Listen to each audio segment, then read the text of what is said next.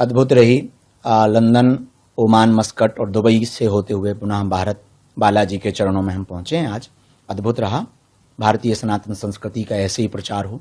जहाँ जहाँ भारतीय परंपरा के और सनातनी परंपरा के लोग रह रहे हैं उन तक हम पहुंचने की कोशिश कर रहे हैं, ताकि सदियों सदियों तक सनातन संस्कृति का ध्वज लहराता रहे। अनवरत बहुत से लोग पीछे हमारे लगे हैं, ये कोई नई बात नहीं है। सनातन के खिलाफ, हिंदुत्व के खिलाफ, कभी भगवान भोलेनाथ काशी के खिलाफ अनवरत बयानबाजियां और हमारे खिलाफ अनवरत बयानबाजियां, षड्यंत्र, स्वांग रचते रहे। ये कोई नई बात नहीं है। आगामी समय में जो फिर से पदयात्रा की जानी है 7 नवंबर से 16 नवंबर, और जब उसकी बिगुल बज गया, उसकी वार्ता यत्र तत्र होने लगी, तो प्रायोजित तरीके से इस प्रकार के लोग सक्रिय हो गए हैं, कुछ ना कुछ बोलते जा रहे हैं। अभी तो और नए नए षड्यंत्र आएंगे, पर ना हम झुकेंगे ना हम रुकेंगे।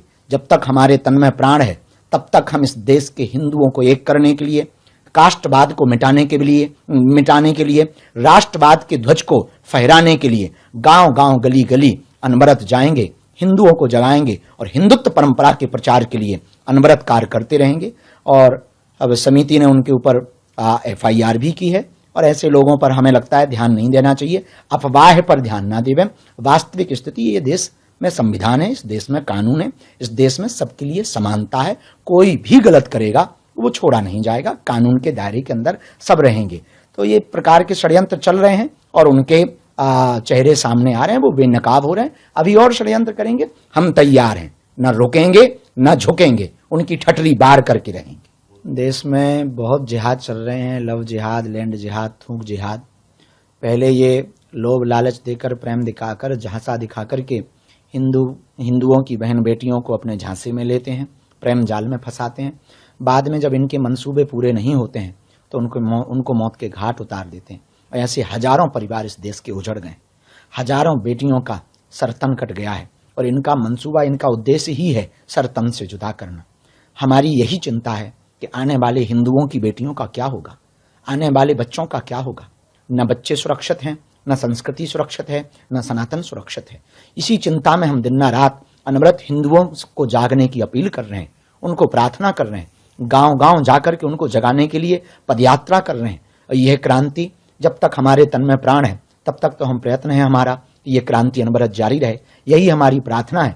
अब भी नहीं जागे तो कभी नहीं जाग पाओगे। इसलिए हम सबको अब जाग करके, एक किसी गायक ने कहा था, तू लक्ष्मी बन, तू काली बन, पर कभी न बुरके वाली बन। सोची समझी साजिश है, प्रायोजित है। उनको इस प्रकार की समझाइश दी जाती है। उन लोगों की ऐसी मानसिकता ही है, कुंठित मानसिकता ही है, और वो इस प्रकार से हिंदू बहन बेटियों को टारगेट करते रहते हैं अनवरत। हर जगह देश के कई कोनों में ये खबरें मिल रही हैं।